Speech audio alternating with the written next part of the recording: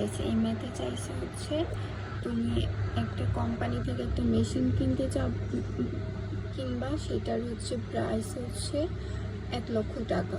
সেইটার আমরা 8 বছর, মেশিনটার ইকোনমিক লাইফ হচ্ছে 8 বছর, স্ক্র্যাপ ভ্যালু পাবো হচ্ছে 8,000। আর ডিপ্রিসিয়েশন মেথড হচ্ছে 5 ইয়ার্স প্রপার্টি ক্লাসের বের করতে হবে। The company use either lease payment হচ্ছে 16,000, মানে লিজ অ্যানুইটি যেটা সেটা 16,000। লিজ পেমেন্ট আমি কিভাবে করব, বিগিনিং অফ দ্য ইয়ারে করব, তাহলে 0 থেকে আসবে বছর। ডেট ফাইন্যান্স বলছে যে 14%। ওকে, যেহেতু এখানে শুধু একটা পার্সেন্টেজই দেওয়া আছে, আমরা সব জায়গায় এই একটা পার্সেন্টেজই ইউজ করব। তারপর 8 ইয়ার্স, দেন হচ্ছে ট্যাক্স হচ্ছে 40%। আর কোয়েশ্চেন কি চাইছে যে which method of financing has the lower present value of cash outflows, মানে আগের নিয়মেই করব। প্রথমে হচ্ছে গিভেন দ্যাট দিয়ে দেখাবো কি কি পাইছি, যে রেটগুলো বললাম এখন এগুলো লিখলাম এখানে। তারপর লিজ ফাইন্যান্সিংয়েরটা আগে বের করে নিই, যেহেতু অ্যানুইটি দেওয়া আছে। এই যে অ্যানুইটি 16,000 দেওয়া ছিল, এইটার উপর ট্যাক্স অ্যাডভান্টেজ করবো 40%। প্রথম বছরে যেহেতু বিগিনিং অফ দ্য ইয়ার ছিল, প্রথম বছরে আমরা কোনো ধরনের অ্যাডভান্টেজ পাবো না, ইন্টারেস্ট কোনো ধরনেরই পাবো না, সেই জন্য এখানে হচ্ছে এটা বসবে না ট্যাক্স অ্যাডভান্টেজ, আর বাকি 7টা ঘরে বসবে নিট। আর যেহেতু কিছু বলা না লুজ পেমেন্টের ক্ষেত্রে, এটা থেকে এটা বিয়োগ করলে নিট কস্ট পাবো। তারপর হচ্ছে স্বাভাবিক নিয়মে হচ্ছে এটার প্রেজেন্ট ভ্যালুটা বের করে যোগ করলাম, শেষ। তারপর ঝামেলা যে জায়গায় হচ্ছে ওনারশিপ বের করার জায়গা, কারণ ওনারশিপ বের করতে হলে প্রথমে অ্যানুইটি বের করতে হবে, যেহেতু এটা অর্ডিনারি ডিউ, তাই অ্যানুইটি ডিউর পড়ছে, এই জন্য হচ্ছে অ্যানুইটি ডিউর সূত্র ব্যবহার করে অ্যানুইটির মান বের করব। তারপর হচ্ছে ডেপ্রিসিয়েশন বলছে হচ্ছে 5 ইয়ার্স, এই জন্য হচ্ছে 5 ইয়ার্স ডেপ্রিসিয়েশন মেথডে বের করলাম। এমএসইআরএসে সবসময় বেজ অ্যামাউন্টের উপরেই বের করতে হবে।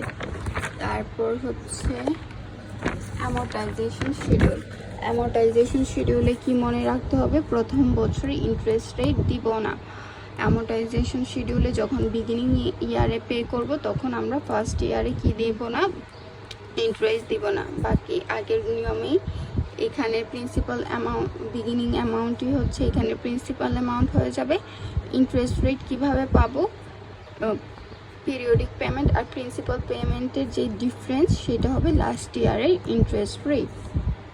ওকে, নাও ওনারশিপ যেভাবে করছি সেম।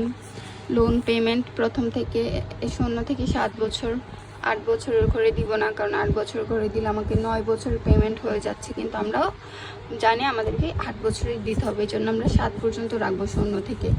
ইন্টারেস্ট পেমেন্ট আমরাও জানি আমরা ফার্স্ট ইয়ারে কোনো ধরনের ইন্টারেস্ট পে করি না, এটা হচ্ছে অ্যামোর্টাইজেশন শিডিউল থেকে আসবে। ট্যাক্স অ্যাডভান্টেজ হচ্ছে 40% বলা ছিল, এটার উপর 40% দিব।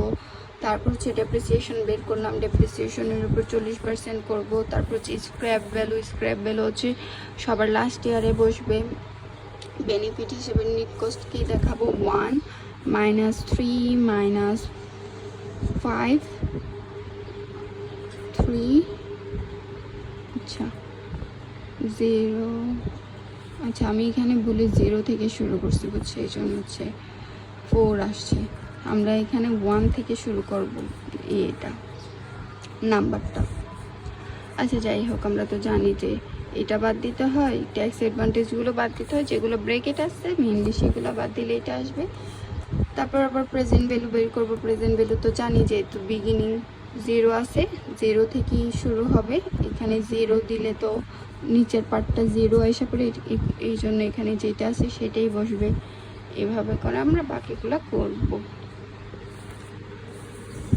আচ্ছা একটা প্রেজেন্ট ভ্যালু দেখাই দিই। প্রেজেন্ট ভ্যালুটা কীভাবে করব, 890.65, তাই না? যে এখানে লিখি 1890.9.65, তারপর হচ্ছে 1.140, তারপর এখানে পরেরটা বসবে 636,859, 636,859, এখানে বসবে 1.14 1 বুঝছো 0 1 2 3 এইভাবে পরে প্রত্যেকটা বের করব।